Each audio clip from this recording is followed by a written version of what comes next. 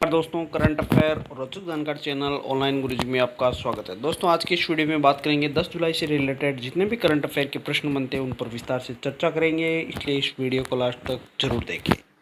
शुरुआत करते हैं आज के पहले प्रश्न की। दस्तावेजों को स्कैन करने के लिए सेल्फ स्कैन ऐप किस राज्य ने लॉन्च किया है? तो सेल्फ स्कैन ऐप पश्चिम बंगाल के द्वारा लॉन्च किया गया है। इसके संबंध में महत्वपूर्ण फैक्ट, पश्चिम बंगाल की मुख्यमंत्री ममता बनर्जी ने सेल्फ स्कैन नामक एक नया मोबाइल एप्लीकेशन लॉन्च किया है। यह नई एप्लीकेशन दस्तावेजों को स्कैन करने के लिए राज्य के सूचना प्रौद्योगिकी विभाग के द्वारा विकसित की गई है। अगला प्रश्न है, इंस्टाग्राम पर सबसे ज़्यादा कमाई करने वाले सेलिब्रिटी कौन बने हैं? तो इंस्टाग्राम पर सबसे ज़्यादा कमाई करने वाले सेलिब्रिटी द रॉक बने हैं। इनसे संबंधित महत्वपूर्ण फैक्ट है, रेसलर से एक्टर बने द रॉक के नाम से मशहूर डवेन जॉनसन इंस्टाग्राम पर सबसे ज़्यादा कमाई करने वाले सेलिब्रिटी बन गए। डवेन ने इंस्टाग्राम की सबसे ज़्यादा कमाई करने वाली सेलिब्रिटी काइली जेनर को पछाड़कर ये खिताब अपने नाम किया है। अगला प्रश्न है, भारत के 66वें चेस ग्रैंड मास्टर कौन बने हैं? तो जी आकाश भारत के 66वें चेस ग्रैंड मास्टर बन गए।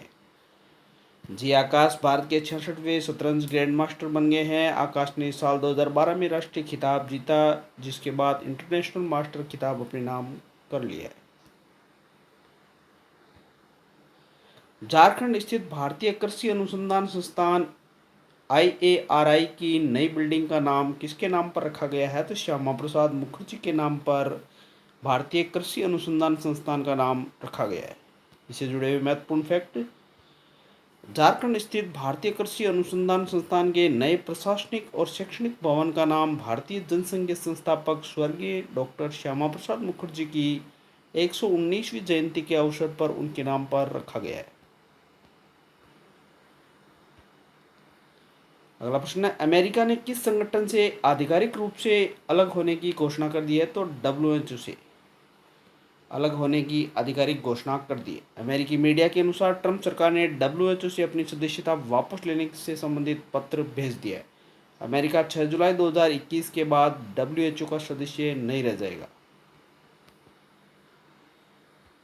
अगला प्रश्न है, वैश्विक रियल एस्टेट पारदर्शिता सूचकांक में भारत कौन सी स्थान पर रहा है? तो 34वें स्थान पर भारत वैश्विक रियल एस्टेट पारदर्शिता सूचकांक में रहा है। भारत की रैंकिंग साल 2018 में 35, साल 2016 में 36 और साल 2014 में 39 थी। सूचकांक में कुल 99 देशों की रैंकिंग को शामिल किया गया है। इसमें शीर्ष स्थान पर ब्रिटेन है, उसके बाद अमेरिका, ऑस्ट्रेलिया, फ्रांस और कनाडा देश शीर्ष 5 देशों में शामिल है। अगला सवाल है, अंतर्राष्ट्रीय वित्तीय सेवा केंद्र प्राधिकरण IFSCA के प्रथम अध्यक्ष के रूप में किसे नियुक्त किया गया है? तो इंजेती श्रीनिवास को अंतर्राष्ट्रीय वित्तीय सेवा केंद्र प्राधिकरण का अध्यक्ष नियुक्त किया गया है। महत्वपूर्ण फैक्ट, इंजेत श्रीनिवास पहले कॉरपोरेट मामलों का मंत्रालय में अपनी सेवाएं दे चुके हैं। 31 मई को वो कॉरपोरेट अफेयर्स सेक्रेटरी के पद से रिटायर हुए। इस साल 27 अप्रैल को IFSCA का निर्माण किया गया था। ये देश में अंतर्राष्ट्रीय वित्तीय सेवा केंद्रों में सभी वित्तीय सेवाओं का विनियमित करने के लिए एक एकीकृत निकाय है।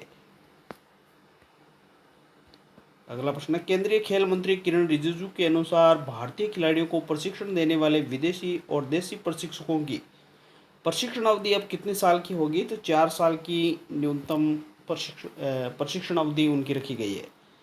स्पेशली से ओलंपिक्स सहित सभी बड़े टूर्नामेंट में भारतीय खिलाड़ियों के प्रदर्शन में सुधार होगा, क्योंकि बार बार कोच बदलने से खिलाड़ियों के प्रदर्शन पर भी भारी असर पड़ता है। अगला प्रश्न है, हाल ही में ओला ने ग्राहकों को डिजिटल पेमेंट देने के लिए किसके साथ समझौता किया है? तो फोनपे के साथ ओला का समझौता हुआ है। यह पार्टनरशिप मोबिलिटी प्लेटफॉर्म ओला ऐप पर बेहतर डिजिटल भुगतान विकल्प प्रदान करने में सहायक होगी। इस साझेदारी के बाद अब देश भर में ओला ग्राहक पेमेंट के लिए फोनपे का इस्तेमाल कर सकते हैं। ओला के CEO भावेश अग्रवाल है। ओला का मुख्यालय बेंगलुरु कर्नाटक में। अंतिम सवाल है, हाल ही में किस सरकार ने पौधे लगाओ पर्यावरण बचाओ अभियान शुरू किया है? तो दिल्ली सरकार के द्वारा पौधे लगाओ पर्यावरण बचाओ अभियान शुरू किया गया है। दिल्ली सरकार ने पौधे लगाओ पर्यावरण बचाओ के तहत एक मेगा ट्री प्लांटेशन डाइट शुरू की है। दिल्ली मुख्यमंत्री अरविंद केजरीवाल है। दिल्ली के राज्यपाल अनिल बैजल है। दिल्ली के पर्यावरण मंत्री गोपाल राय है। तो साथियों, ये थे करंट अफेयर से जुड़े हुए महत्वपूर्ण प्रश्न जिन पर अपन ने चर्चा की है। उम्मीद करता हूँ ये वीडियो आपको अच्छा लगा होगा। अगर वीडियो अच्छा लगे लाइक, सब्सक्राइब और बेल आइकन को ज़रूर प्रेस कर दें ताकि वीडियो की नोटिफिकेशन लगातार आपको मिलती रहे। थैंक्स।